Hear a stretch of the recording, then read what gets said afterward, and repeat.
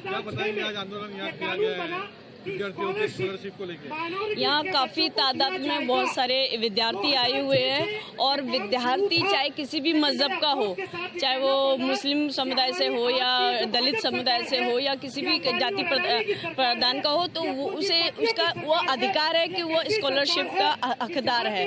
और मैं तो ये कहती हूँ जो हिंदुस्तान में जो फीस ली जाती है वो पूरी की पूरी माफ़ करनी चाहिए। आप बाहर का एजुकेशन, बाहरी विदेशी का एजुकेशन आप देखते हैं तो बच्चों के लिए वो एजुकेशन पूरी की पूरी फ्री दी जाती है, पर जो हमारे हिंदुस्तान में जो एजुकेशन का जो फंड आता है वो कहाँ जाता है इसका किसी को पता नहीं है। वो बड़े बड़े नेताओं की जेबों में जाता है, उनके मतलब सदस्यों की जेबों में जाता है।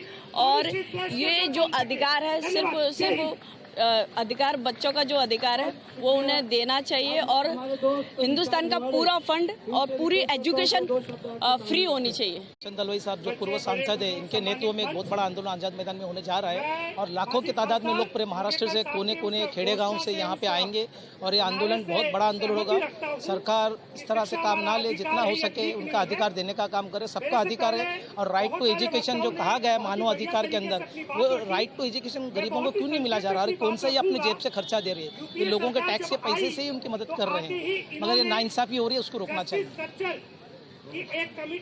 के लिए तो असर पड़ेगा ही, लेकिन उससे ज़्यादा पेरेंट्स तो क्या करेंगे? हमारे भारत में जो रिवाज है कि पेरेंट्स तो ये करेंगे कि अगर बच्चा कुछ उसको नहीं मिलता है या किसी तरह से सपोर्ट नहीं होता है तो पेरेंट्स बच्चों को स्कूल से निकाल के हम देखते हैं कि यूजुअली कामों पे भेज देंगे। पेरेंट्स तो अपना कोई उनका भविष्य तो पहले से डार्क है, लेकिन जो ये उम्मीद लगाई जा रही थी कि आगे का जो हमारा जो फ्यूचर होगा, जो भविष्य होगा भारत का, वो ये नौजवान होगा, ये बच्चा होगा और ये वो फ्यूचर को बनाएगा। हम 75वीं वर्षगांठ इस भारत देश की आज़ादी के मना रहे हैं और हम चाहते हैं कि हमारे देश का नाम पूरी दुनिया में एक नंबर हो, टेक्नोलॉजी में हम आगे हो, साइंस में हम आगे हो। लेकिन हम क्या पता कि इन जो 32 लाख बच्चे जो हर साल ये शिष्यवृत्ति पा रहे थे, उनमें से कितने ऐसे बच्चों को खो देंगे जो तालीम की शिक्षा नहीं पाकर अपना टैलेंट इस देश के लिए खर्च करने के लायक नहीं रहेंगे।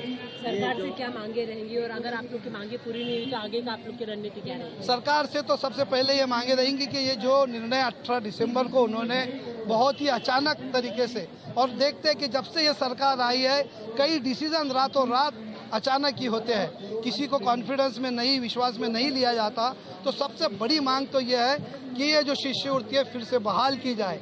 इसी तरह से मौलाना आज़ाद के मंच के, मौलाना आज़ाद ट्रस्ट के जरिए जो बच्चे PhD या पोस्ट ग्रेजुएशन करते थे उनकी भी ये शिष्यवृत्ति बंद की गई है, वो भी बहाल की जाए।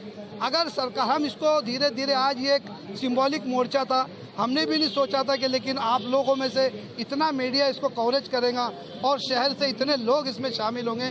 लेकिन ये बहुत ही हमारे लिए एक बहुत अच्छा कदम है, एक पहला हमारा माइलस्टोन है जो बहुत ही अच्छा रिजल्ट है। और इस संघर्ष को अगर सरकार मानती है, हम अभी गवर्नर के पास जाएंगे, गवर्नर ऊपर भेजेंगे, उसके बाद हम जो हमारी प्रेसिडेंट है मुर्मू जी, उनके पास जाएंगे, उनसे बात करेंगे। अगर बातचीत से, संवैधानिक पद्धति से ये बात हल होती है तो ठीक, वरना फिर हम इसको आगे हमारा संघर्ष जारी रखेंगे और बहुत ही संवैधानिक पद्धति से, जिस तरह से हमने कई भारत में जो चीज़ें हमने मनवा ली है सरकार से, उसी तरह से हम इसको, जैसे किसी हमारे भाई ने कहा कि सारे स्टूडेंट्स को जमा करेंगे, पूरे भारत में इसको लेकर जाएंगे। ये हमारे आगे इस चीज़ की हमारी रणनीति रहेंगी। और कौन कौन स्कूल के बच्चे यहाँ पे हिस्सा लिए, किन लोगों ने भाग लिए, कौन टीचर है? अभी सबसे पहले तो आप ये देखिए कि ये धरने को जो लीड कर रहे हैं वो भालचंद्र मुंगेकर साहब, वो खुद एक बौद्ध समाज से है, या भालचंद्र मुंगेकर साहब खुद एक पढ़े लिखे इंसान है। और इसी तरह से इसमें कई और भी समिति है, जैसे इसमें सब समितियों को मिलकर एक जन आंदोलन समिति बनाई गई है इसके ताल्लुक से, शिष्यवृत्ति के ताल्लुक से। इसमें अमन कमेटी है, जमात इस्लामी, स्टूडेंट्स ऑर्गेनाइजेशंस है, ह्यूमन वेलफेयर फाउंडेशन है और तुम्हारे MPJ जो movement for piece and justice है। और आप देख सकते हैं जो लोगों ने आज आपके सामने बातें रखी है वो विविध समाज से और विविध NGO से आए हुए सारे लोग हैं। अभी जो धरना आज आया है सब आज़ाद मैदान पे, तो उसी के लिए है। और ये बिल्कुल गलत बात है। सेंट्रल गवर्नमेंट को ये 10 बार सोचनी 100 बार सोचना चाहिए कि आखिर में ये जो माइनॉरिटी है, ये गरीब तबका इसमें है, और ये स्कॉलरशिप बंद करने से उनको बहुत ही आहत पड़ रहा है, प्रॉब्लम्स आएंगे। जो गरीब लोग जो कुछ भी एक फंड आता था उससे उनका कुछ ना कुछ तो काम हो रहा था, आप उसको भी बंद कर रहे हैं और उस पर आप सब बहाने दे रहे हो, तो ये बिल्कुल गलत है, निषेध करते हैं हम। क्या आह्वान करेंगे सेंट्रल गवर्नमेंट को? इसके ऊपर बिल्कुल वापस से ध्यान दिया जाए, कार्रवाई किया जाए और इसको फिर से लागू किया जाए। यही मैं मौलाना आज़ाद विचार मंच से वाइस प्रेसिडेंट मुंबई जावेद अहमद।